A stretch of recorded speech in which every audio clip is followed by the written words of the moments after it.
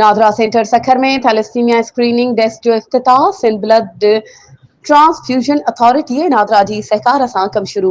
सखर में thalassaemia screening desk कायम करे इफ्तिताही तकरीब कोठाई वई। डीजी नादरा सखर आमिर अली पारां ब्रीफिंग ॾिनी वई। तकरीब में MNA Syed Khurshid Ahmed Shah, commissioner Sukkur DG NADRA Sukkur मेहमान तौर शिरकत कई।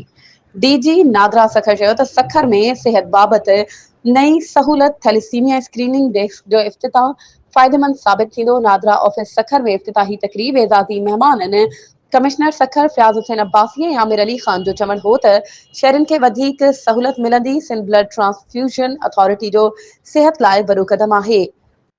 नई सहूलत सां आसानी थींदी। थैलेसीमिया जी रोकथाम लाइ अहम क़दम हूंदो।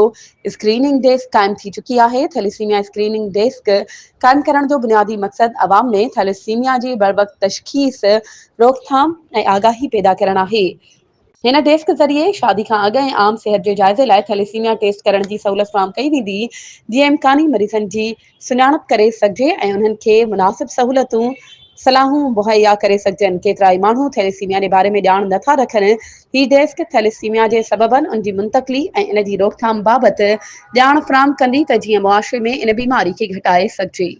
वधीक ख़बरुनि ऐं अपडेट्स जे लाइ असांजे चैनल खे सब्सक्राइब कयो ऐं हा, बेल आइकन खे प्रेस करणु न विसारिजो त जीअं असांजी हर नई अचण वारी वीडियो तव्हां ताईं पहुची